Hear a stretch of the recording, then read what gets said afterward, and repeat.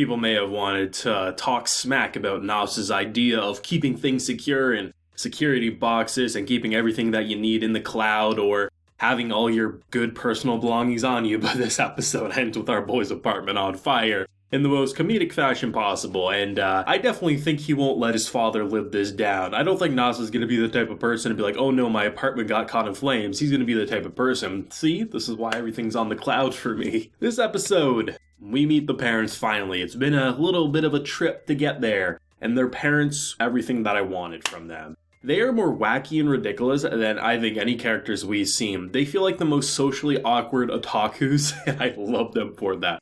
The mother just hardly able to stare them in the eyes, having to run away. The father being embarrassed, being like, I don't know how to talk with you.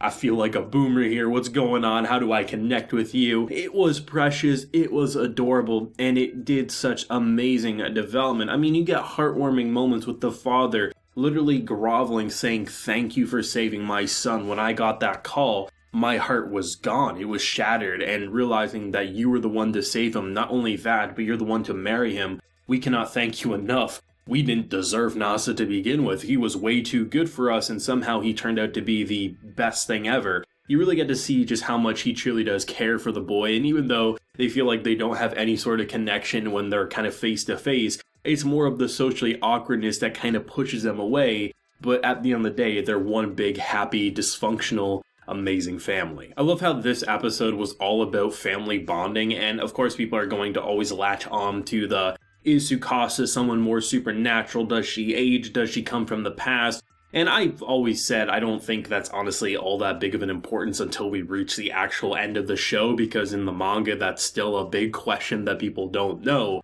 This is clearly a show that question will get answered whenever it finishes, and we know the anime is not going to get there anytime soon. But for a show that's clearly all about Nasa putting the focus on the present and giving her a good present, it's really interesting to see how they continue to really flesh out such a great life for these newlyweds while incorporating some pretty relatable aspects, like how do you snuggle when you're just starting to snuggle with your partner, to then the more absurd moments and just how they really do make these memories that feel so precious and adorable. I loved the snuggling moment where our boy's like, hey, we're finally on the same level, do you want to sleep on my arm? It's a pretty normal thought process, and as it was happening, I was like, is our boy really going to commit to this, or is the author going to do the realistic thing? And they went with the realistic thing. For those who don't know, it can get cramped and uncomfortable if you lay directly on an arm. The secret, if you don't know, is to lay on the chest of the other. It's way more comfy, and you don't get numb from it. So I thought that's what they were going to do, but honestly, the goodnight kiss was still nice, nonetheless. But it was nice how she poked fun at it, which is honestly exactly how it should go if you're actually in a loving relationship.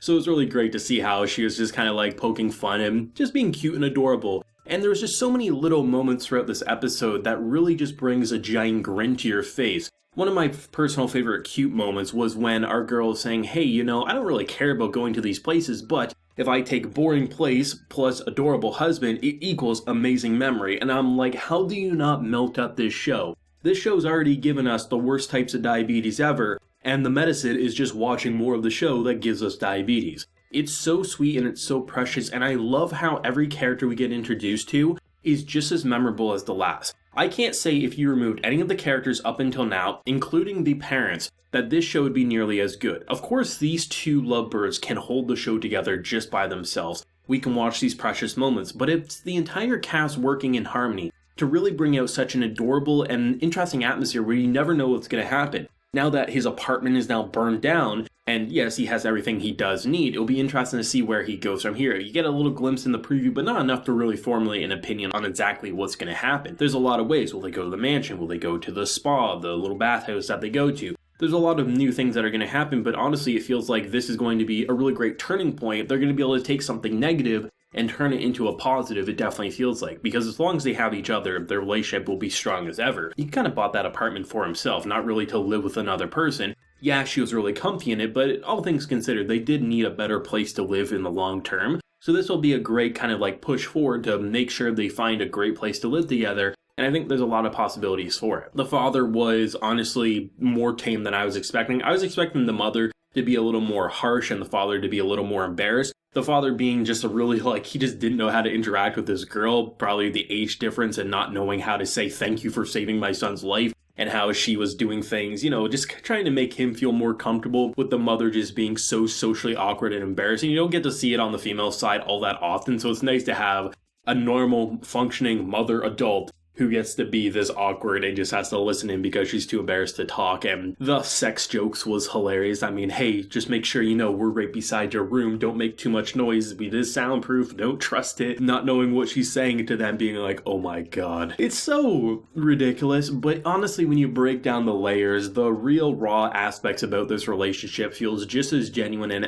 as anything real and raw and vulnerable in the real world. And that's why it's such a great show. They really take the anime medium and make it as absurd as possible to bring the comedy out in such a way that you can't look away and you're generally laughing every single time, or at the very least you think the scene's funny even if you aren't belting out a laugh. But the relationship and how they are together, even though it takes a lot longer to get to certain stages like not needing to ask for a goodnight kiss, just having it and sleeping on the same level, there's a lot of things that should have happened already. But still, the actual core bond between these two is just as real as anything else out there, and that says a hell of a lot. If this was pretty much any other manga author who wrote this story, it would feel so ridiculous because generally these types of shows are written by those who don't know what the subject matter actually is. So in this case, what a relationship is, so it just feels as socially awkward as probably the mother would have written it. But you can tell the author has a knowledge of what a relationship is while using the anime and manga's medium to its full potential to create such an absurd, ridiculous showdown.